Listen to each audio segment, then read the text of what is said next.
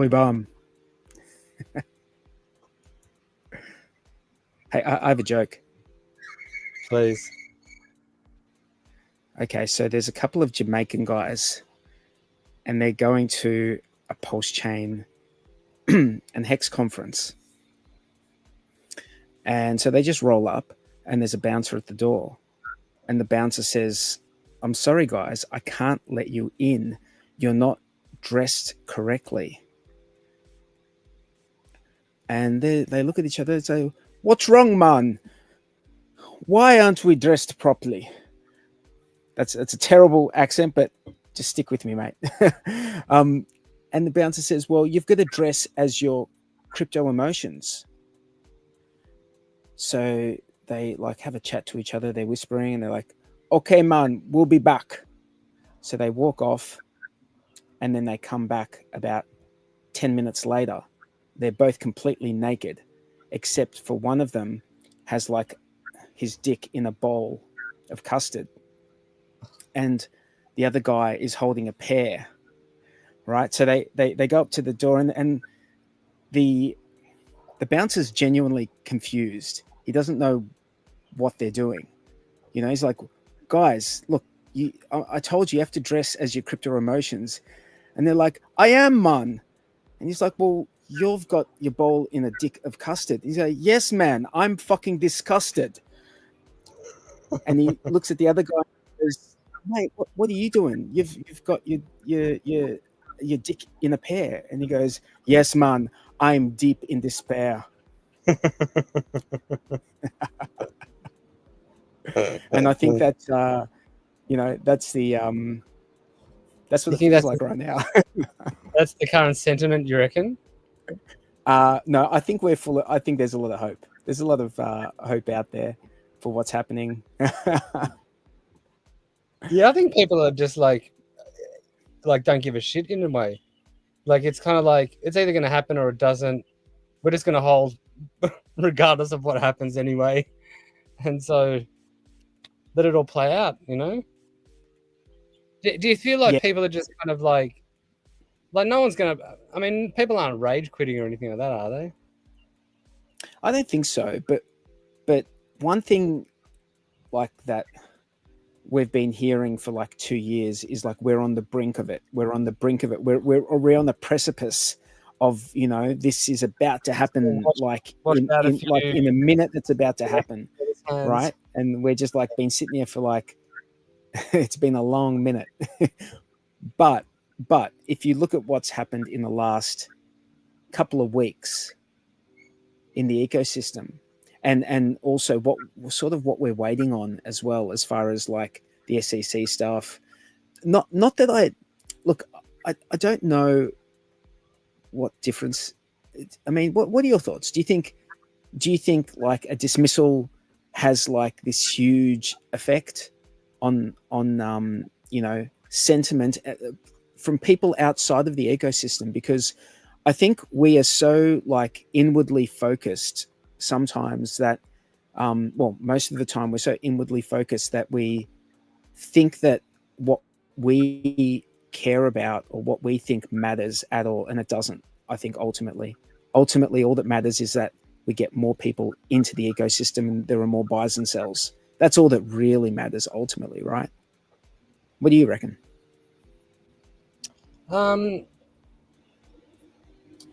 Yeah, I think we're I think the green candles will just bring people. That's pretty much it. That's what's going to bring people. It's like big green dillies. I don't think the news, I don't think that'll have a huge difference on the price. I think it's all good publicity though.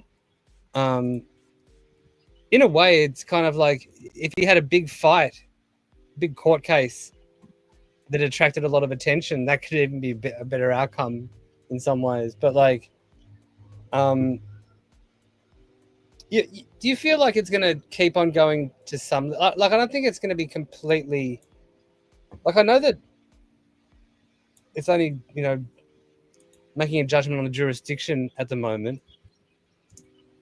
But that could just be a dismissal. If that's a well, then the whole thing goes away. Yeah, I know, and it kind of feels a little bit like they. I mean, if it was fair, that's what would probably happen, but you never really think of the U.S. court system as being fair. But that judge was actually pretty kind of like reasonable in the questions that she asked, and how she reacted to things. So it gave everyone a lot of hope that he'll get a fair deal. You, I don't know if it's going to have much of an effect on price either way, to be honest. You and I both read and like when that court thing came out, that brief or whatever it was came out, we both read it. Like I think in the first day it came out, and I remember you and I talking about it, and we were just saying like, there's so much nonsense. Like it just seems like there's so much BS in this document that they've filed, and a lot of that, like that's sort of what their legal team said as well. Like and even the judge came out and was like, "What are you going to drop this alter ego nonsense?" We were poking fun at that the first day we read it because it's quite obviously nonsense, right? Very poorly put together. So the question is this: in the landscape in the US right now with the change of administration, they're trying to cut costs. They've just laid off 50 SEC lawyers. Okay, well, if you just lay off 50 SEC lawyers, that seems like you're moving away from that litigious nature that they've had in the past. They're moving away from that and maybe towards just letting things go. But doesn't that mean that they would have to perhaps, work out some sort of resolution? They would have to like come to some sort of agreement. Maybe that's what. I mean, I don't know. I mean, you sort of need an AI nuclear herbs just sitting in the corner that you can ask this question to, where you'd say, "Hey, but they can just drop if both sides, they can, but they don't need to." But now that it's been okay, they can just drop the case. But don't they get like they can't just. I mean, is that how it works? That you can just drag people into hundreds of thousands of potentially millions of dollars of expenses through lawyers, and then later on just go, nah, fuck it, I'm dropping the case. I don't think that is exact. I don't feel like that is how that. Well, it probably wouldn't happen. It wouldn't happen a lot, but right now, because there's been this change of government, and because because they fired Gary, and because he resigned or whatever, and then because the people who came in were so pro crypto, and they've fired. Like, they haven't. I mean, it wasn't a cost cutting thing to let go of these 50 lawyers. It was that I think they took them off crypto cases, and they said they're going to go through all of the crypto cases and probably drop a lot of them. So it wouldn't be surprising if they. I mean, because. But if they do that, they're going to get sued. You can't just like. You can't. No, they can't. They can't. That's what Nuclear Herbs was saying. Nuclear Herbs was saying the easiest way to stop the SEC from filing bogus lawsuits was to give people the ability to sue the SEC for that reason. But I don't think you can't sue a government organization because they have or a government department or something like that. But if they drop it, maybe you can't sue them if you lose the case or if you win the case.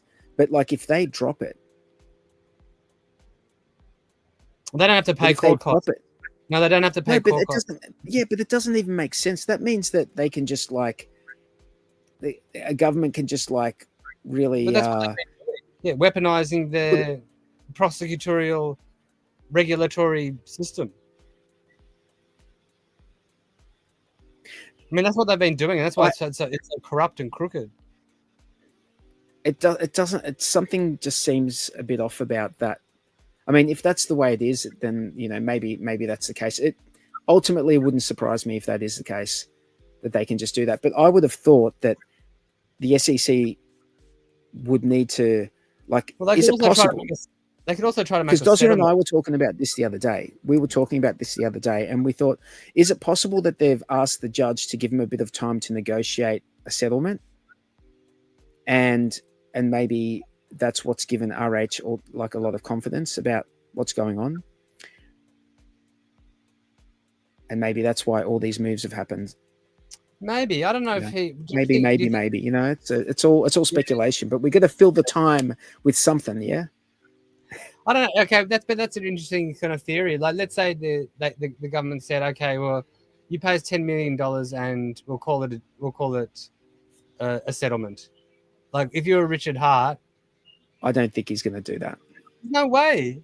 There's no way. He's not going to do that. He's I hope he doesn't do that. Yeah. I hope he doesn't do that.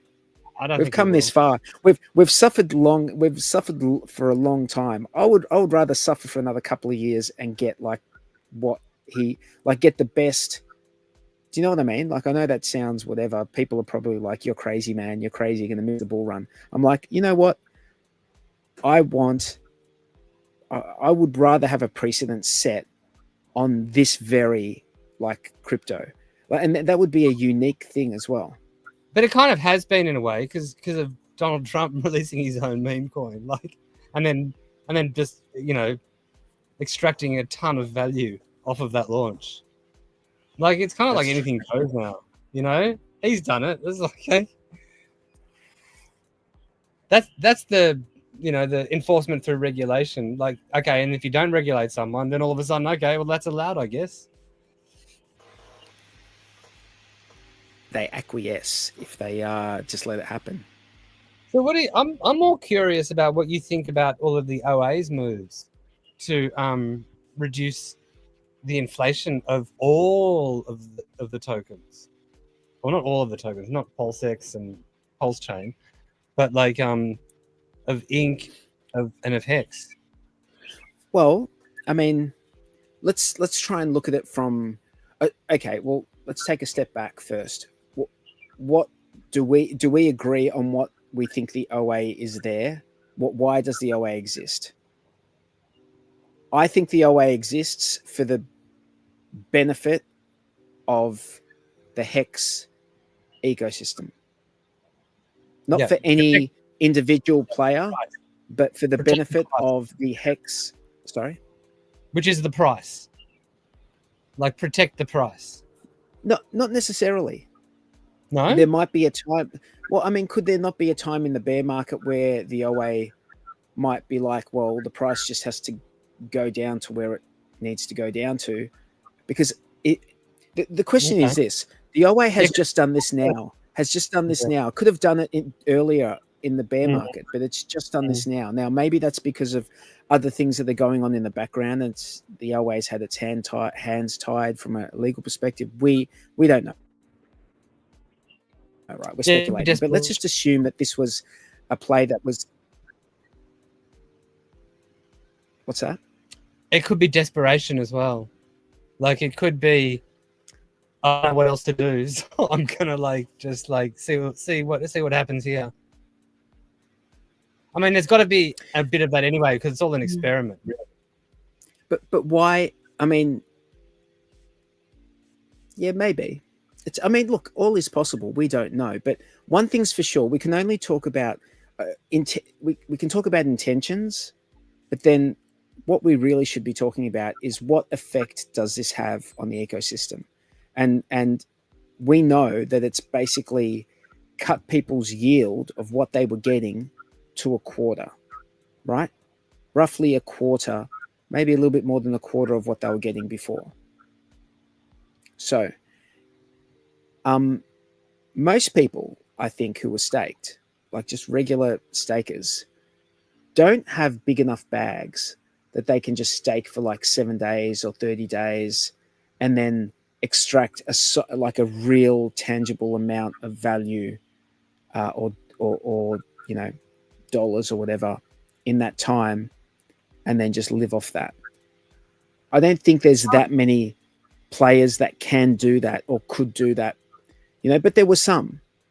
There was I some. mean, it depends how Now, much you need to live off. You know, if you only need yeah, like of course. around a month, then Well, like I don't think, mate. I don't think that player who's extracting $1,000 a month is the problem here. We're talking about people who are extracting maybe, you know, 100 grand or hundreds of 10. thousands, maybe millions every month. You Oh, know, really? we don't. Right. I don't know, but it must be a sizable amount. It must be a size, and it may not be just one. It may be like a group of players, right? And fair play to those people. They if they've been doing that, that's a part of the ecosystem. That's a part of the way the system works. Oh, But yeah. the effect of the OA staking, you know, and now being 95%, like the ecosystem is 95% staked, it's reduced everyone's payouts to a quarter of what they were before. So I think what people would have been doing is they would have staked the minimum amount they can stake and get like what they need out, right? So let's say they need, 20 grand, 30 grand, they stake for, if that's 30 days for them, they stake 30 days and then they extract that amount. Well, now that's down to, 7 grand. So for that person, that's no longer that. I mean, they can't, they can keep doing it, but they're not going to get the same amount. So is it possible that these people now are going to be sort of like, if that's how they're living, if that's how they were living, is it possible that these people now have to go and chase profit by trading? Now they might trade within the ecosystem or go elsewhere to trade, but if they're trading within the ecosystem, they are at risk of getting left behind when they do those trades. I mean, they're not automatically going to be smarter than the market. So yeah, I guess it also what we might see is we might see over the next 2 or 3 months, these players who were previously living off these short-term rolling stakes now have to go and chase.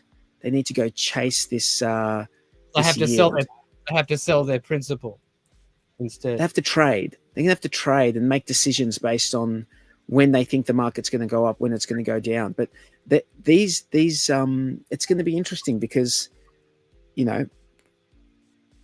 who knows how that's going to play out for them.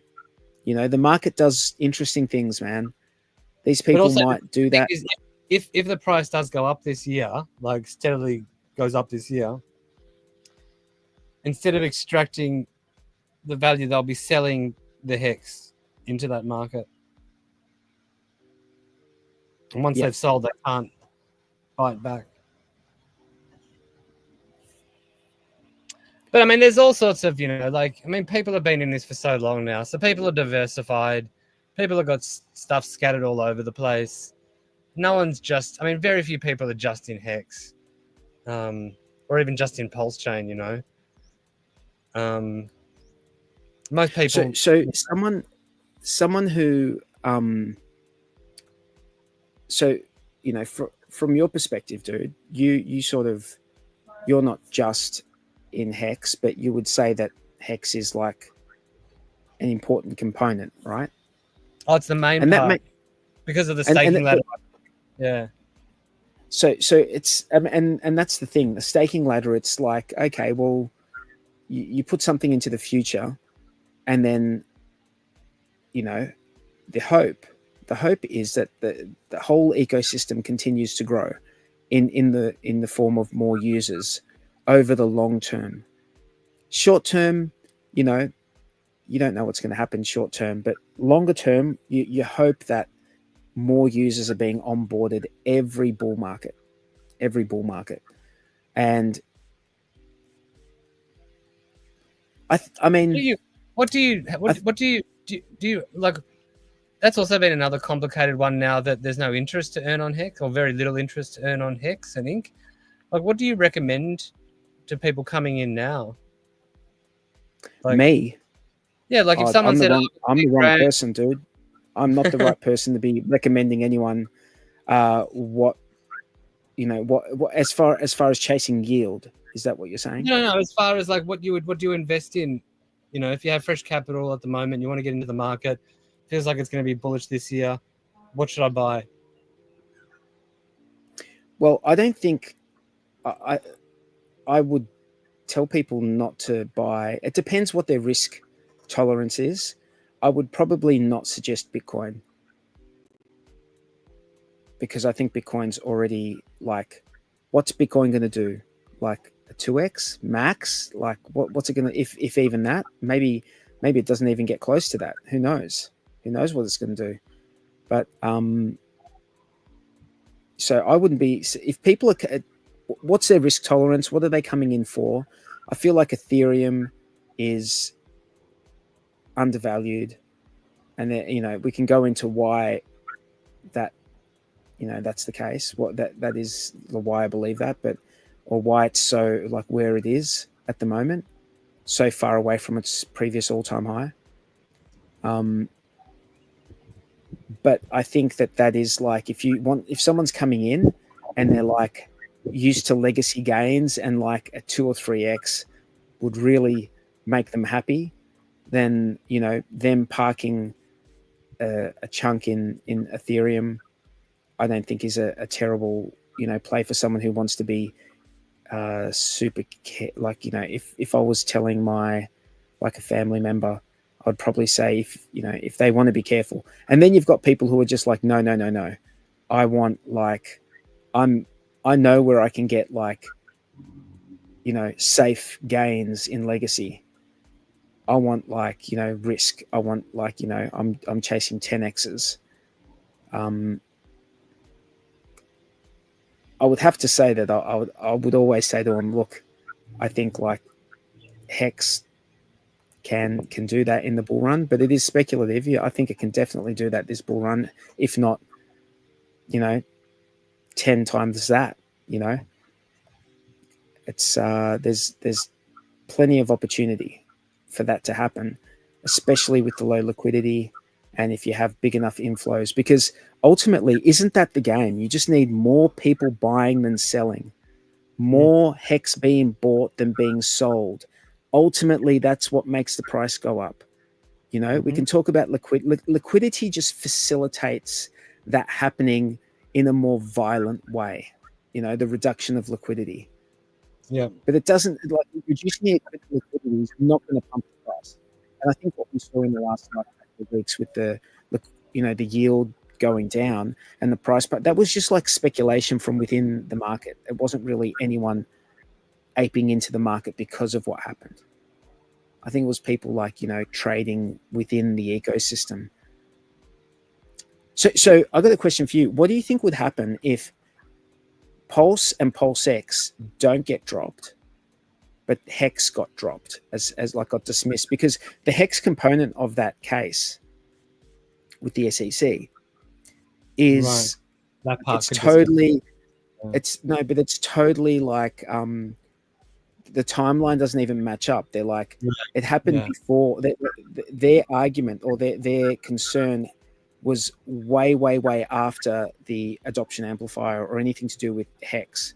So that could easily get dismissed. If that one by itself gets dismissed, what do you think is going to happen within the ecosystem? Do you think that's like a lot of people just ape their whatever their other bags are, whatever they've got? Do you think they'll like push them into Hex? I mean, that alone could just, could really pump the price of Hex. No, I feel like the likely outcome of the court is kind of already built into the price. So no, but I guess this is what I'm saying. Like if the court, if they dropped the Hex component, so now there's no or very little regulatory risk associated with Hex because it's been dropped by the SEC, right? Mm-hmm. And the other two ones continue. And even though they've got a really good chance of winning in the other two, what do you think the immediate effect of that would do to the ecosystem. Yeah, I feel I like don't think.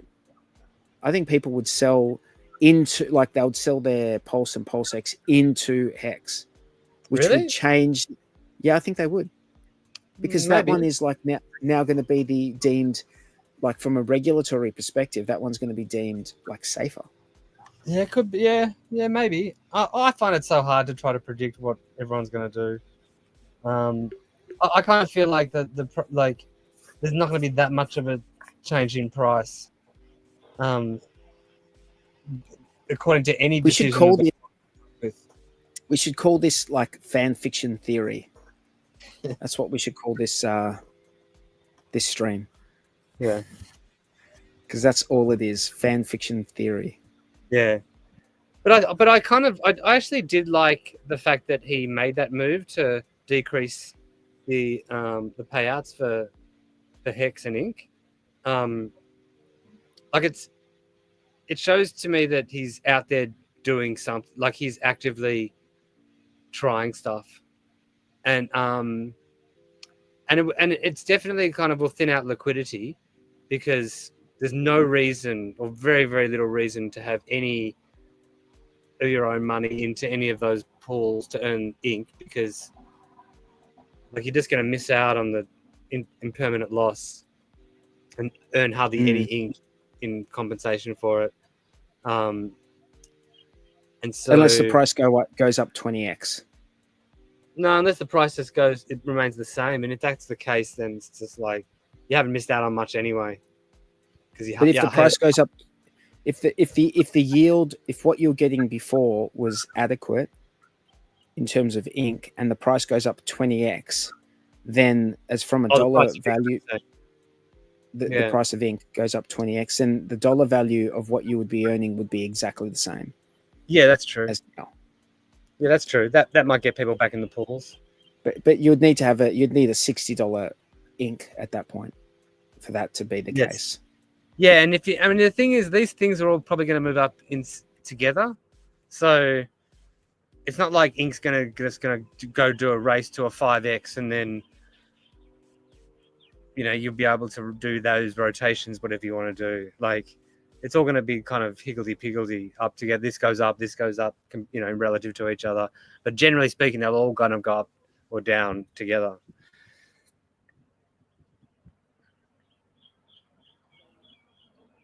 I wanted to ask, what do you think? Like, okay, so there's a lot of 5 stakes. Mm-hmm. And this is to me, this is the most interesting part, because as like we both know that the OA does not need to. Well, it's not even the OA; it's the SAC wallet, right? Mm-hmm. Oh, hang on. There's the SAC wallet, and then there's the OA, and both have staked. And we talk about it like it's all the same thing, but we don't know. I mean, it could be the same entity, it might not be. It seems like it is. It seems like it is for it all to be doing this, like, staking at this time. Right, but it may not actually be the same entity. They could be different entities. They could be different legal entities, even if they're like being managed by the same person. So, if the SAC wallets who have staked 5555, the SAC wallet has staked. What's the SAC wallet done? I don't even know exactly if it's a SAC wallet or. The OA has done lots of 5555 stakes, right? Mm-hmm. So the OA's got the ability doesn't need to see those 5555 stakes out. The OA can like cut them short if it wants, and at the very minimum get 50% back through penalties of a emergency end stake. Yeah, at the very I mean, it could reverse this monetary policy in part or completely at any time that it wants. Yes. So it can end the stakes. Let's say, for argument's sake, let's say the bull run happens, in the next year, the next year and a half, the next year, the bull run happens. And then there's a need for people to stake again. And then you the OA, like emergency end stakes, or everything. Or not Right. everything, maybe just one of them. Like he could play with the levels. He could do one every week. I mean, he could try one and see what effect it has on the market as well. 50% of the penalties, 50% of their penalties are going to go to the rest of the stakers, and it's also going to have the effect of increasing the amount of the daily payout slightly, because that stake will no longer be in the. Yeah, there'll be a huge payout on one day. For one day, but also those T-shares will no longer be in the T-share pool getting paid out. So there'll be less T-shares to distribute the daily payout to. So it will also slightly increase the market cap jump up as well. Yeah, but it also will slightly increase the daily payout slightly, like on a more permanent basis. Yeah, because unless he goes and stakes it all. Unless he goes and stakes, but he'll only have half as much to stake at that point, right? Well, the point is that he has control over this, and he is using that power to try to create waves. It's creating waves, right? Or at least, I mean, what does it create? It creates attention, chatter. It makes people can't rest on their laurels. They have to go change their strategies. How am I going to? And I heard somebody saying that it feels like he's ripped off the stakers, but I disagree with that, because we're all in this boat relative to each other, and so it's like big payday. It's like either you're getting the same in ratio to everybody else, so it actually makes no difference. It's going to disadvantage the people who want to dump it the soonest. Like the people who are dumping on a short-term basis, that's going to disadvantage them the most, right? And by the way, don't forget that, like, everyone who's been like staked like 5 years, they've all got like a double the number of T-shares as the ones who have just done rolling stakes along the way. Double or more. Well, it was double at the start. And those guys are now paying 4 times as much, because we're at 40,000 hex per T-share, whereas at the start, when people staked, it was like 10,000, 11,000 at the very, very start.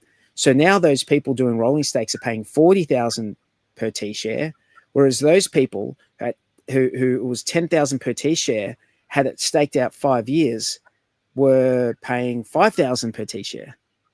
The people who staked out 10 years were only paying 3,300 hex per T-share.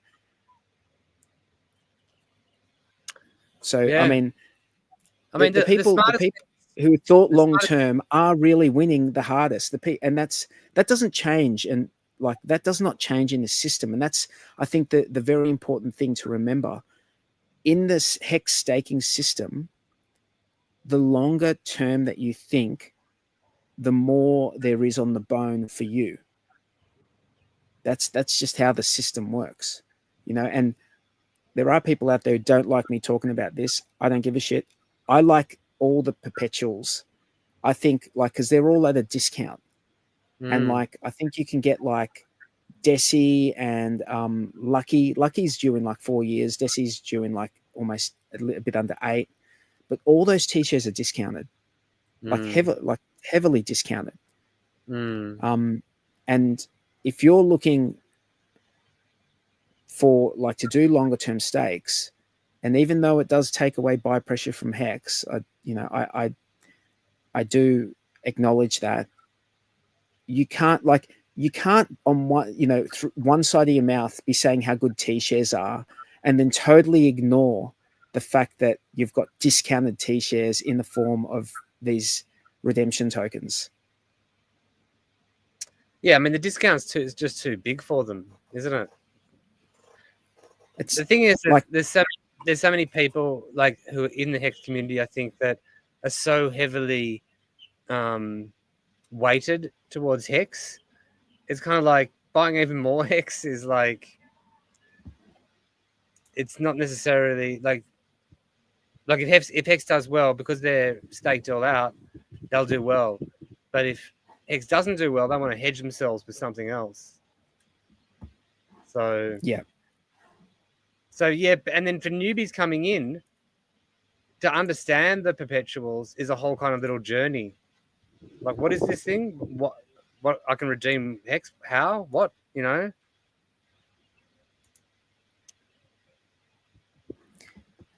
Yeah, it's you know, it's But they'll I've get heard, close. They'll get much closer to the price, the actual price, the closer to, you know, when Trio is 6 months away, people are just going to buy it up. You would think, because it's just free money. You wait 6 months and you get all this extra hex. You know. so I love this site. Hex Scout, Yeah. I think is fantastic. Looks good. Lots of info. Yeah. But we're talking about these perpetuals down here. So like for it, this is what I'm talking about. It's like in the beginning when Deci was created, one hex would buy one Deci. So it's still 6% cheaper than on the first day right now, which is crazy. It's crazy, right? But like the backing of it at the moment is 1.73 hex per Deci, Wow. right? But you can get it at 0.94. That's on Yeah. Pulsechain and It's on basically half price. Nearly. it's nearly, yeah. It's nearly like 50% off T shares. Yeah. Even Maxi is Well, nearly half price. Look at that. yeah, it is. And Maxi, you get the Hedron as well. Maxi, you get the Hedron. That's another thing I want to talk about a bit later on is just what what might happen with that. But let's have a look at what's going on with price wise. We've got Hex on Pulsechain at 1.37 cents US, Inc at 2.57. We've got PLSX at 0.00000377 and Pulse at 0.0000458. How do you reckon? Like it's been a bit volatile the last like week or two since pump tires and all this OA stuff has been happening. We've seen the price, it went up to 2 cents. The hex price went up to 2 cents and then dropped back down to, 1.2. And it just seems like there's the volatility is real right now. It's it's bumming people out. I think it's bumming some people out. Yeah, right. Shaking them out. What do you think of Pump Tires? Have you were you surprised that he spread that info? I can't say that I was expecting it or anything like that, but I don't think it doesn't bother me, dude. It's like I've always been, for the longest time, I've always been of the opinion that people should be able to do do whatever they want with their money, right? And do whatever they put it into whatever they think is the best place to put it. And whether it be short term, long term, I don't care. It doesn't bother me. I've there's a book called The Ethics of Money Production, and I suggest everyone. I think it's a free audio book on YouTube. Fantastic book. It came out before Bitcoin, so it's sort of. But what I got out of that book was that what gives us the best form of money ultimately is competition in the marketplace, and people will gravitate towards the best money. They will just gravitate towards it over the Long over term. time. Yeah. Cream rises Yeah. at the top. So I think, me personally, me, I'm very much think Hex is a great example of something that it's got. I think the incentives are in the right place. I think having said that, There's been a lot of hurdles along the way, but we are early days still. 5 years in is still early because, and the reason it's still early is because compared to Bitcoin and Ethereum, we will always be younger. You know, we'll always be younger than them. But you know, when Hex came out, I think Ethereum was about this old as Hex is now. You know, and Ethereum came out in 2015, I think. Yeah, I think so. So, and Hex came out in like just end of 2019. So 4 years. Early, 4 or 5 older. years. And then Bitcoin was like 2008, 9. Eh? Like 9. So that's like that's 5 years before Ethereum came out, or 5 or 6 years. 6 years, really. Yeah. So Hex is like 10 years behind Bitcoin and about 5 years behind Ethereum as far as launch date when they began. But you know, Hex has been here now for 5 years, and it's gonna be here. It's going to be here for another 15. You know, because people have just done 15-year stakes. Yeah. So, and it's not going anywhere. It's immutable. Like no one can accidentally fuck it up. Like, you know, that's important. Yeah. That's very important. And not enough people in Bitcoin pay attention to this. You know, I want Bitcoin to do well. I want Ethereum to do well. I want everything. I want like everything to do well. I want it to be like, you know, a competitive but, you know, buoyant market. But when I look at Bitcoin and the people who are hyper bullish about Bitcoin, I just can't. I can't get it out of my mind that one little mistake, and the house of cards could come down. Can you imagine that? That's like. What do you mean? One little mistake. One like little like coding mistake. Like they mess one thing up. You know. Yeah. They just skip. They just miss one thing. You know. Yeah. They miss one thing, and the whole house of cards comes down, and that fucks everyone up, dude. Not really. What would happen? Someone would just fork it. But you'd never solve the problem. So what you would have is you'd have the biggest one. I would much rather see Ethereum in that position. I want to see a flippening. Because I think Ethereum is a much like safer bet than Bitcoin is. Oh yeah. From a code perspective, from like the chances of it like falling over. It's got what I'm saying, by the way, people would lynch me for this shit. Like you get lynched for saying shit like this in the wrong like circles, right? But it is what it is, man. I mean, code is code, and you know, it's shittier code. I mean, props for it for being around and doing what it's done, and you know. But the other thing that I think turns me off a little bit about Bitcoin is like now it's become the establishment. It is quite literally the establishment, and all the maxis are so far from the cypherpunk ethos. You know, it makes me sick. It makes me sick to hear people like I think I saw Plan B the other day say, "Oh, I'm getting out of holding my own keys and getting into ETFs." Okay, cool, dude. Like what? Yeah, so you can get access to leverage products and whatever. Yeah. Okay, so it wasn't to replace the banks; it was to become the new, like it's just to merge with the banks, you know. So that I think that we are witnessing right now the failure of Bitcoin. I think this is the fate. Like maybe the price has gone up, that's great, but as far as what it originally set out to do, Bitcoin is currently failing. But it's failing, bro. It's failing. It failed that a long time ago. Like that failure happened a long time ago, where it went from being peer-to-peer cash to store of value or whatever. look, for the time being, while it's still decentralized, but I am worried about what It's got a these pretty bigger low. entities. Both the Bitcoin and Ethereum have pretty low Nakamoto coefficients. Like Ethereum has these huge pools of validators. Tell me about Nakamoto coefficient. Tell me about it.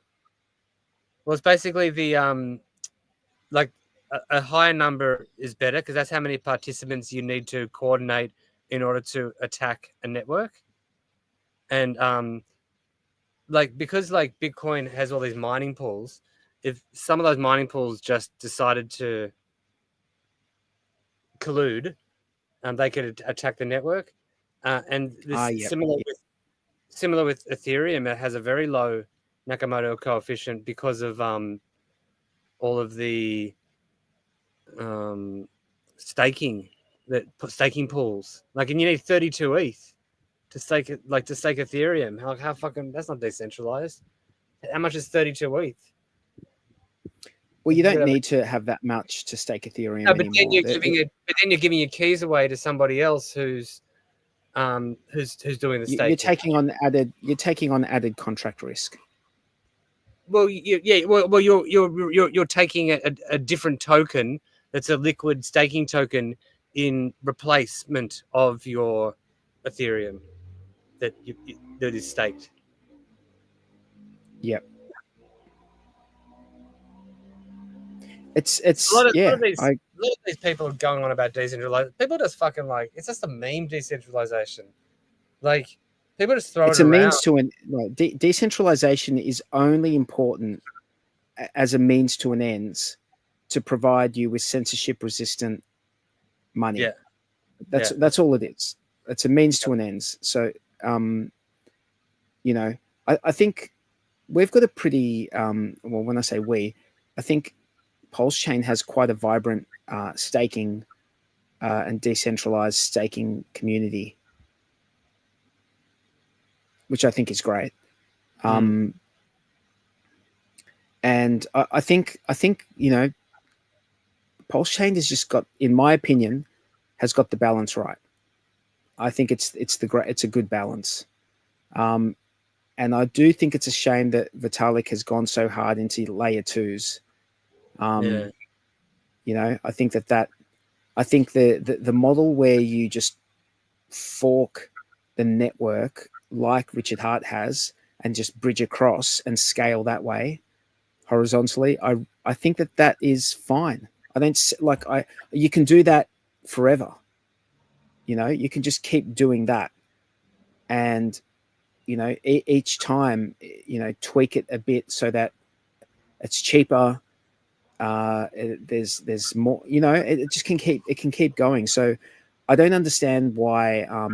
And this is, I don't understand it because I'm not extremely technical when it comes to this stuff, but I do think that it is a better way to go because you're working with things that are being tested. They've been tried, they're tested, and they've been working. I mean, Ethereum's been working for 10 years, yeah? Almost 10 years, 9 years. That's pretty good. Smart contracts have been working for, a while now. So you're with the layer 2, I think you give up too much in terms of just having a centralized entity that can censor you. And it may not, and if the last 5 years have taught us anything, is that it doesn't even need to be like the actual entity that runs the layer 2 that wants to censor you. It can just be another, like it can be like a government or some other agency that has put pressure on them, and legally they have no choice but to do that. So they may have all the best intentions, but ultimately that is not something that you can do on a pulse chain, because it is like Ethereum. It's like a decentralized platform. You can run your own validator. You can do your own. You can broadcast your own stuff. You can do it yourself if you really if you want to. Have you tried Railgun? I haven't. Have you? No, I haven't. Looks interesting. Yeah. I've heard people talking about it. Mm. Yeah, I've heard it What are in your a few. thoughts? Yeah. And was there? Did you suss out at all the tornado cash fork that was on Pulse? Was it ZK ZX or something? ZX ZK. I did hear about. I did hear about. Yeah, some of that stuff happening. I didn't. Yeah, I didn't get Never into. played around with anything. No. Nah, nah, nah. I haven't, man. I just. Yeah, I haven't done anything like that. Let's have a look at maybe some of the. Say good day to some of the people in the chat. We got True Blue. What's up, True Blue? We got Dean DK. We got Taurus. We got Ross P Green. We got Hans Majested, Bulltard. Red Squirrel. Oi oi. Oh, cool. Hexagon Lost in Asia. Hex Rockstar. Yo, what's up, Hex Rockstar? Archie S. Ginny Quinn. Archie S. Archie S has written. Hang on. Let's have a look here. There's Hans has written it's pretty insane that there is only 10.2 million on the Hex Pulse pair in the liquidity pool. That is true. That's pretty. That's insane, isn't it? It was way more than that just a little while ago. This is how we pronounce it. Hans Maystedt. Hans Maystedt. Hans Maystedt. Yeah, man, we got a great community. Hey, like this community's not going away at all. Even if nothing happened this year, this community would still stick around. Like the bonds that have been built up in this community are like way stronger than even the price. Like barnacles. Yeah. Like fucking barnacles, man. Archie S has written, I don't think all the Bitcoin maxis think that, though. Some maxis still think Bitcoin will cut out the banks.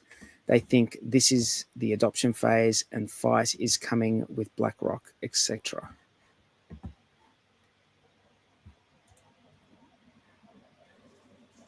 Yeah, I don't see how it cuts out the banks. The banks are just going to be able to custody people's crypto. That's probably what they're going to do, hey? I've got to have something for banks to do. Look, ultimately, crypto is like a safeguard. It's a safeguard for tyranny. You know, it's a safeguard for you to get the fuck out of Dodge with 10, 12 words in your head, right? That's what it is ultimately, you know, because that's what people. Now, you know what it is? It's financial freedom. And I've been thinking about freedom a bit because freedom is actually quite stressful in a lot of ways because you've got just so much fucking choice. Like if you go to a little roadside stall and they've got Coke and Fanta, oh, do I want the Coke or the Fanta? You choose one. Then you go to a 7-Eleven, they've got this massive array of all these different types of drink, and it's a bit more stressful because you got to choose. And then cryptocurrency, it's like, it's just, I mean, we're getting overwhelmed by freedom of choice. But that's what freedom is. Welcome to freedom. And that's what pump.tires was. Like everyone just all of a sudden very easily had the freedom to create something. Did you muck around with that? No, I didn't even bother. I mean, I'd looked at pump.fun for a bit on Solana. I bought a couple of those ones. And but yeah, I'm not really interested in JPEG memes. Like it's yeah. I'm much more of a long-term holder kind of person. I don't mind holding super long term. Just deal with my life. Like just accumulate, and then either sell when you need it or when there's just tons of exuberance and you want to just maybe stash away a few nuts for the winter, just in case kind of money. I like how there's these whales, like, for example, the Ethereum whale, who, like Genesis whales, who have just been there. They've just been there the whole time. They've been there the whole time, and then you see them make movements on their accounts, and you're like, in the recesses of my mind, I think it would be nice to be in that sort of situation in a few years' time, where there's just more than enough, more than you'd ever need, right? More than you'd ever need. So you have the freedom. There's that word again. The freedom to not dump it all because you don't want to hurt the price. You just be like, oh, why dump all of this? Why not just and be a good whale like those people are? Because obviously, if they're making moves out of those wallets, they could dump it all, couldn't they? But why don't they? They're good players, man. Those people are good players. They don't want to dump the price. They would rather have like the paper value of it. There'll be time. One day they'll be able to slowly, and it'll probably be at a higher price, and they won't need to dump it all at once. That whole dumping thing is very much something that brokies do. The what? It's very much something that brokies do. Just dump it down, because if you watch these whales, I'm talking the real whales, not the jeet whales, the fake jeet whales. I'm talking about the real whales, man. Like the ones that have just like Genesis Ethereum, and they just don't sell it, or they've just got the beach whales. Well, I mean, it's just, I would rather be like that. I'd rather have that, and not like that's so much money at that point that you never. Why would you ever need to sell that? Oh, I have a question for you, dude. Tell me if you know this. You've heard of Open Dime, right? It's like a Bitcoin wallet that you can just but it doesn't. You don't know what the private key is. It's like on the device itself. So if you load it up with Bitcoin, you can actually just give it to someone. Oh yeah. Because you can't know the private key without destroying the device. Mm-hmm. So it's a way of something changing, because the assumption always is with crypto that when it's in the account, if it doesn't move, it's always the same person's. It can never but this way it could be ownership of, or someone has the keys, someone different has knowledge of the keys. Yeah. So that's interesting, isn't it? That's interesting. Kind of. I just wonder. No, it is, dude. It is, because it changes. It sort of changes a little bit about. Yeah, doesn't it add to the risk of losing it? It's not backed up anywhere. But you wouldn't use that as cold storage. Do you know what I'm saying? Like you would only put it on that if you were giving it to someone to swap it over for whatever. For say let's say you're buying something. Yeah, but you could always just put their address as well. But yeah, okay. No, it's just an interesting way, because as I said, the assumption is that when it's in the same account, it never changes hands. That's the assumption always made. Think about it. When it's when something hasn't moved in an account, you always assume it hasn't changed hands. Did you see that thread that Jack Dorsey is Satoshi? Oh yeah, I did. I didn't read it. It was pretty convincing. I read it. It was like, oh, interesting. Makes kind of sense. They all make sense, man. What about that guy who's in jail? There's that guy who's in jail who they reckon that one didn't make sense. Yeah, who knows? No, that did. I don't know. That one did make sense as well. There was some Yeah, some shit in that made a lot of sense as well. Dude, you can, if you wish for something to be so, you can go looking for all of the you know, all the coincidences you like. I'm And you'll sure, mate.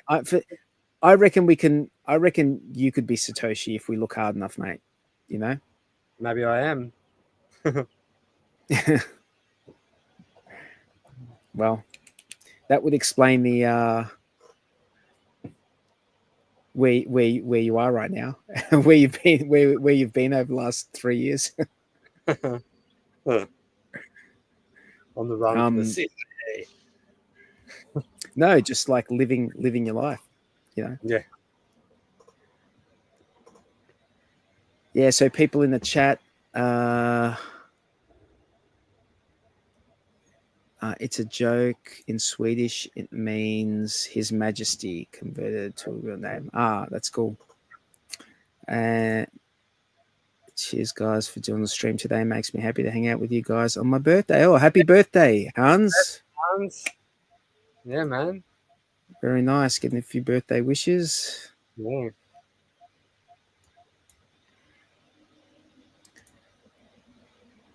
I think we're seeing the end of the Soul Run.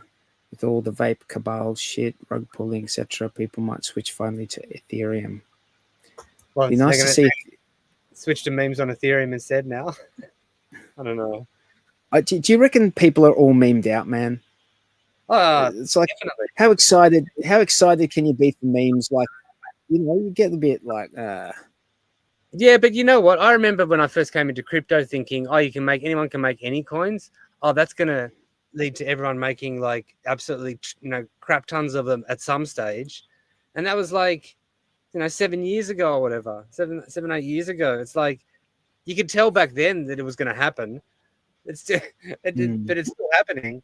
I don't know if, like it looks like it's at the end of its like who's really throwing money? You kind of got to want to, I think there are people who psychologically, even though they think they're trying to make money, they actually want to get rid of their money. They actually, there's this perverse psychological self-sabotage thing going on.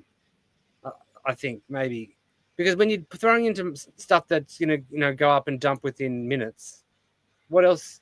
You must at some level know that you want to. I think it's a casino. It's very similar. It's a gambling casino type mentality. Um, I have like an auntie and an uncle who love going to the pokies. They Really? love it. They love it. They love it so much, and they're fine for money. They don't. Money's not. Money's just not an issue for them at all. Yeah. Right? They get entertained out of winning or losing, huh? Yeah, because well, they're just older, so they don't have much to do. Yeah. They really don't have much to do. So all their kids, like they got grandkids and great grandkids and stuff, and they don't see like you don't. Their kids are old. You know what I mean? Their kids are in their 50s, and I think one of their kids is 60 or whatever. So they're old. You know what I mean? And they haven't got that much to do. So they go there and they play on the pokies, and it's like she tells me. It's like, we sit there and spend a bit of money and then we go home and it's like, okay. I don't think this is that much different from, it's just something that it occupies your mind. It's a bit of almost gambling, exciting, that feeling of excitement when there are a few candles. And I very much separate that from the longer term, view. And do you know what I find bizarre? Although I don't find it bizarre, it is. I just find it so strange that after 5 years, the whole scam, like Richard Hart's a scammer, Hex is a scam. It's still like it still goes around. You still see people who have got that mentality from the first year or when it came out, and they haven't moved on from that. They haven't worked out that, like, oh, you don't grow as an ecosystem. Yeah, it's like you can't do what Hex has done over 5 years and still be I don't think you can still be a scam, and I don't understand how they haven't moved on from that. It's just strange to me. I think they don't want to know. There's a lot of, it's very strange. All that stuff with Charles Hoskinson, like, dude, what are you? I think there's a lot of jealousy going on there, actually. I agree. I think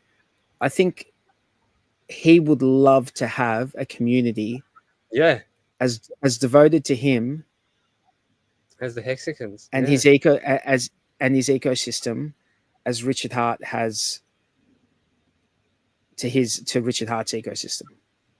I think deep down there is a like Cardano, a streak of jealousy. Yeah, like Cardano and Ripple are, like, they've obviously got kind of cult-like followings, but I don't think XRP. You just don't see them. Like, there's nowhere to go and see. They're not live streaming. They're not like making content anywhere, I don't think. But they, like, when you, like, I think Patrick Bet David put up a poll, and it's like, which is the most, I can't remember what his question was, but it was like nearly 44% of people replied Ripple to, like, it was the best technology out there or something. And I'm just like going, fucking people are like clueless. People are Ignorant. seriously clueless. That is like, completely clueless. Like, people, all of these things have kind of, people just grab onto a notion and just believe it and then just repeat it. And I went to I got kids, man. So you go to like different functions and things sometimes. And I was talking to someone, he was telling me that he he's into crypto. And he said to me, do you know what ISO blah, blah, blah, blah is? Yeah. And in my mind, I'm like, before he hadn't said anything. And in my mind, I'm like, oh, he's into XRP. Yeah. Because they've got the whole ISO, like they were going to like regulate money, and that, they were going to have the official money. It's like that. It was a whole narrative, right? Yeah. It's a whole narrative that they had. Like a patents on it and blah, blah, blah.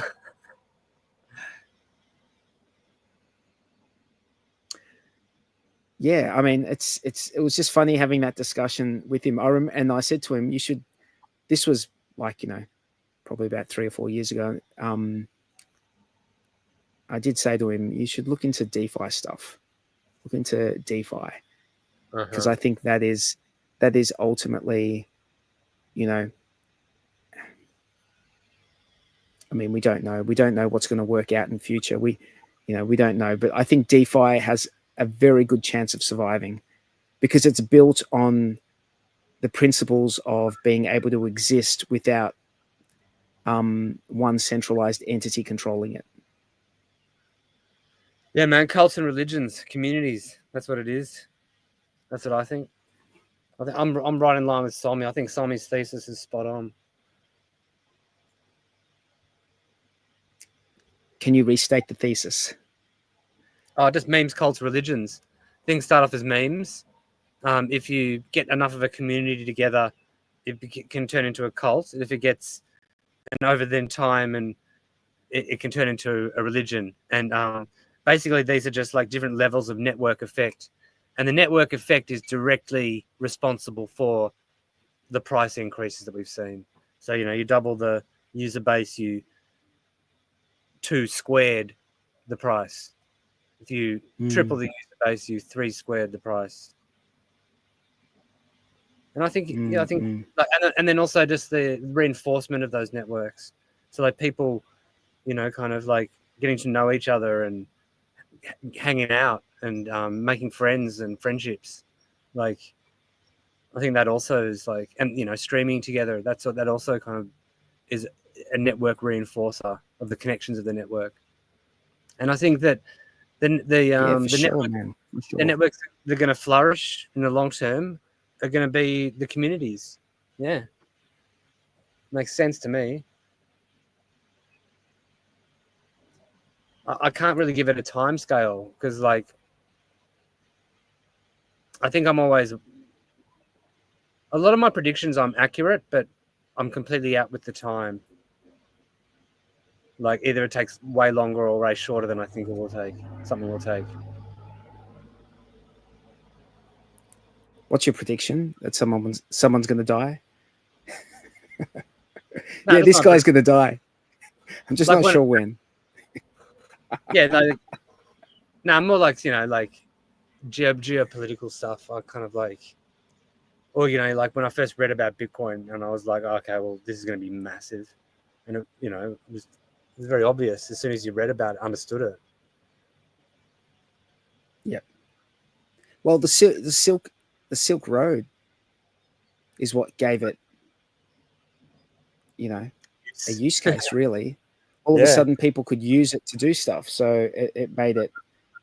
yeah, But right now, it's just a speculative thing. But I mean, ultimately, I would really like to see merchants offer, mm, and there are merchants out there that offer stuff. Like there's anything that's like web sort of, like whether it be website like domain stuff or hosting, or whether it be AI. I know Venice AI, they accept.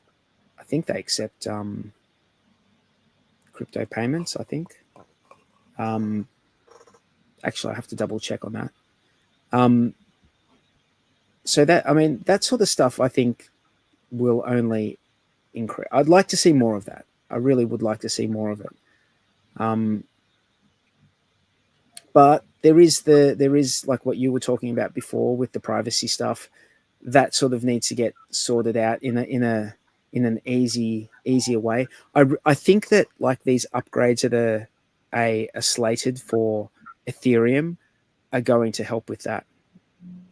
oh yeah, So I think there's stuff to do with account abstraction, and then once you've got an account abstraction, it means you can pay for stuff in one account from another account, which right, means that I think it's easier to do. It's easier to withdraw from a layer two into an account, or something along those lines. It's like you can just more easily pay for stuff without having the connection, an obvious That's pretty connection. soon, that upgrade. Hey, is that in March? I think it's supposed to be in March, but who knows, dude? Who knows? Who knows Interesting. when? I wonder Yeah. if Pulsechain will get that as well. Mm. Wall It's to Wall probably good. TV says Luna stable is down less than Hex. Yeah, but Isn't that what's Luna, dude? What's Luna? crazy? Where's Luna's community? That's the point. The point is that no one gives a fuck about Luna or the community. Like there is no community. And the thing about Hex is that there is a massive community. So, and by the way, and this is an important point that no one ever talks about, or they didn't talk about enough because not enough people care about staking. The people who staked 3 years ago at the top, even though they are down, even though they are down. And by the way, I don't think there was that many who staked at the top, right?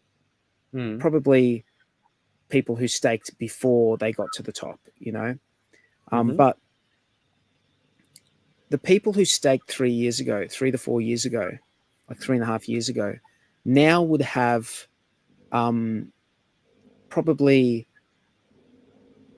two times their stack, right? Two times their stack. So when you're looking at the price of Hex and you say, okay, Hex is down compared to where it was like 3 years ago, you sort of like, if you're using Hex the way it was intended, then it's not as bad as it is. It's still pretty bad. Like if Hex is right now is at 2.8 cents or 3 cents, it's still not like anywhere near close to the all-time high. But it's not like as bad. The fact that you've been able to accrue like double your stack in that time, that's pretty cool. Like, wouldn't you say that's cool, dude? If like all Dude, you had to do was wait. the smartest thing I ever did was set up a hex staking ladder, for sure. As Yeah. early as I did. Yeah. And even with this, even the price down so much, it's still well in profit. Well, Yeah. Yeah. So really, it's only the people who bought the parabolic. I mean, look, man, I did that. I did that. I did that in the 2017-18 run. I bought the top of Bitcoin. It was horrific. It was horrific, man. But I also bought like close to the bottom of that run as well because I didn't give up, you know? mm, So I think anyone who bought the top, no one can say that they haven't had a chance to DCA at the lows. Now, the question is, we don't know the future. We do not know the future. But, the question is, are we going to go up? We already have gone up from the all-time, from the low. We're in the last 6 months, I think it was down to, I think Hex on Pulsechain was down to like 0.4 of a cent, you mm, know? So we're already we're like, 3 to 4x up from that. But like, where do we go? Where do we go? I mean, I saw a tweet today, someone saying like it sounded very fuddy to me reading this tweet. Someone was saying, "Oh, there's guys here who are just going to be dumping, on everyone forever." And it's just like, well, it's not going to be forever. It can't be forever. You know yeah, that you can't dump forever. You just can't. The way the system works, you can't dump forever. yeah. But You that's what it have feels. to. Yeah, Hey, but that's to those people. That's what it feels like. These people are just jumping forever. yeah, and I'm not sure if you've heard. I've been saying this a fair bit lately that I think that the certificate of deposit narrative doesn't. To me, I think it's dead. I don't think it works. It was like a good narrative. It got us going, but I really think that Hex is much more like a self managed pension plan. I think it's much more closely aligned to that, and and the caveat is that it really is a longer term thing. You know, Yeah, yeah. I mean, that's the one thing that I always say to people, you got to think really, really long term. When I say that, like short term is 4 years, and think even longer than that. And it is kind of safe because like it's so far into the distance, but you've really got to be prepared for it. Like crypto is long term savings. It's like you want to just try to maintain some of your purchasing power. That you'll lose if you just hold it in fiat. So highly speculative, highly long term, and um, yeah, that's it really. Like, so hex inflation, pulse chain inflation, ink inflation. Well, maybe not pulse chain inflation, but ink inflation has gone right down, and we are probably pretty close. Like in Australia, they cut the interest rates. I think 25 basis points today. That's the first cut that they've had since their. I think they had 13 consecutive increases. Back in 2022 onwards. mhm. So this is the first cut that they've had, which marks a shift. Um, and you would think that uh, that's positive for risk on assets. People are going to have a little bit more money in their pockets to invest now that they're not, you know, not paying the same. Paying, maybe they're going to pay a little bit less if the banks aren't being turds. Banks, don't be turds. Pass it on. Hey, bro, I gotta But go, yeah, man. like, I'm a little bit bitten by mozzies out here. oh dear. Yep. No worries. No worries, man. Well, it's been good chatting to you, dude. It's been a Yeah, while. A few yeah. people saying, a few people here saying, this old old school Hex Late Show vibes. Totally. 43OG, Blue Bum chat, just like the old times. Nice. Well, nice to see you all, guys. Thanks for coming along. I'm not sure when or if we'll do this again. Give us a thumbs up and a like and a subscribe, and maybe throw something, throw a message in the beneath if you're on replay. Maybe write something in the comments below.